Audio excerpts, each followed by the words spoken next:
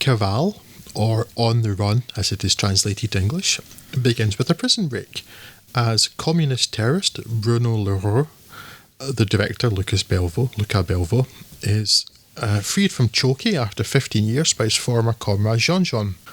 Jean-Jean is killed by the police during the escape, something Bruno takes so well you might think he was some sort of uncaring sociopath or something.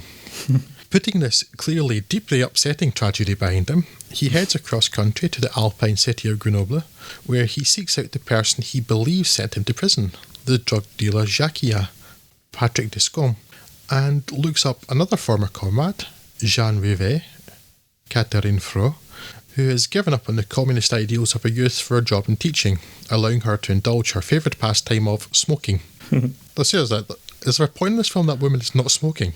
No. Across any of the three of them? No.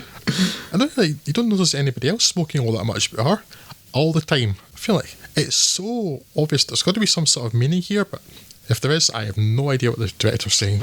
Yeah. Bruno's attempts to get to Jacquia see him cross paths with Agnès, Dominique Blanc, the heroin-dependent wife of Pascal, Gilbert Melki, a detective assigned to hunt Bruno, and his intervention in Agnès' altercation with a street dealer sees him gain a useful and unexpected ally. Leroux is clearly not a good person, but he's complex enough and, crucially, well written and well played enough that he can't simply be pegged as total villain, and Belvaux gives enough air to his character that his beliefs and principles can at least be understood, if not condoned. Similarly, Agnès' helping of this wanted man plays as reasonable given the circumstances of their meeting. Whether or not Bruno is simply opportunistic and manipulative, or is choosing in a situation to act compassionately is ambiguous, but when set against, for example, his cold-blooded murder of someone in the wrong place at the wrong time, he rings true as a complex human rather than a disjointedly written character. Being part of this trilogy, while it's a rewarding if slightly too slowly paced watch, Cavale on its own frustrates as much as it entertains. To whom does the mysterious Alfa Romeo belong? Who is Alain, and why does Cécile suspect that Bruno is he? Who's turned him in? Of course, if you watch the parts in a different order, you'll have different information at different times, and therefore different questions. But it demonstrates even in this first part well that it's really not possible to be fully satisfied with any one part of Trilogie in isolation. You really need to watch the lot. Talking of not being fully satisfied, perhaps the biggest knock against Cavale is the ending, which more or less comes out of nowhere and doesn't really fit in. Karma? Bad luck? Cosmic joke? Who knows? It's fine to subvert the more common comeuppance a character such as Bruno Leroux would normally be dealt, but I'd prefer it to be done in a less silly manner. Yeah. Yes, that ending's atrocious. It's quite literally laughable. I don't know what they were thinking with that, and it's, I think I said the same thing at the time. It really does leave a bad taste in your mouth, because there's a lot of good work in front of that. Leroux's quite an effective kind of character, a mysterious character to build something around at the start, and it develops in ways that works quite well. I mean, as you say, the unavoidable side effect of these three films being connected is that, there's scenes here that serve like little to no dramatic purpose in this story, but do in others, and instances where like some characters are acting in ways that you just have no real basis for working out why they're doing this, because it's something you'll pick from another film.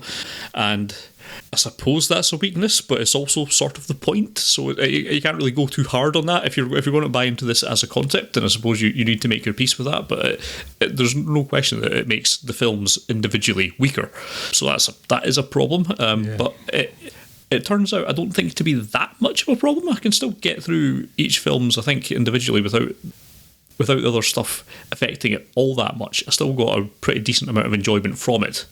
I think if this had a just somewhat different ending, I would really enjoy On the Run. As it is, I just enjoy it. I think it's good.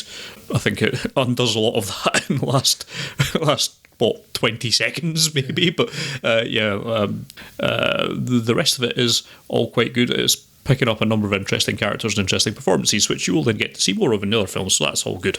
Yeah. It's strange, just that ending too, because the film could easily have ended just a couple of minutes before that. Yeah. And it's maybe an ambiguous ending, but I'd be okay with that rather than. And here's a thing that happened that has nothing to do with anything else. Yes. I don't like this ending. Yeah. I've seen dumber endings and stuff. It just seems to have nothing to do with anything that happened. That's the problem. It doesn't, because of what happens, it can't be saying anything, surely. It's like, yeah, well, this happened then. Okay.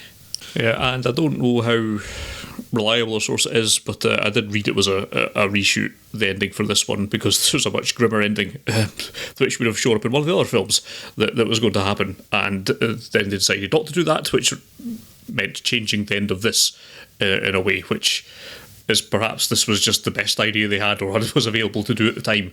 It is possible that they only had, what's his face, Lucas, at the time to do any shooting with, maybe. It is perhaps an ending more of necessity rather than dramatic common sense. But maybe, yeah. It doesn't absolutely kill the film for me, but it's bad. It's bad, and as I say, it's undoing so much good work that it does before it. Yeah, but as I said, I've seen far dumber endings. Like seen endings that are clearly in some way connected to what happens, but they make no sense, or they're ridiculously unlikely, or a dozen other sins you could have. This is more just like, this is happening to a different person at a different time, a different film. It's got nothing to do with anything else. Yes. Well, we just had to have an ending for this character. This'll do. Yes. You mentioned, Scott, about the films being standalone, and that's sort of a real problem for the Trilogie. Again, the experiment is for them to be 3 interwoven stories. Yeah. But the director wanted them also to work as standalone, except they do to a degree, but also they can't absolutely, because if you have them be entirely satisfying at the narrative or character level, then you actually have nothing left for the other films to do. Yes. So they simply can't be complete standalone films. So I guess Luca Belvaux has done about as good as you could imagine doing in that regard. Yeah. It's like a tricky one to pull off, because I say if you make it a more complete film, then you've answered loads of the questions that you've left with the other parts. Yeah. What do you do then? Yes, and that's the fundamental problem with it, which again maybe we'll circle back to at the end. But yeah, it kind of necessitates making each individual part weaker, because some of those structural members are sitting in other films, and that doesn't hurt it if you do watch all 3 in a relatively close space of time. But if you're trying to have them as standalone films, then obviously they don't work as well, and that. I don't think there's a way around that. That is something that's always going to be inherent in the premise. It's just whether it's enough of a hindrance to stop each individual film being enjoyable.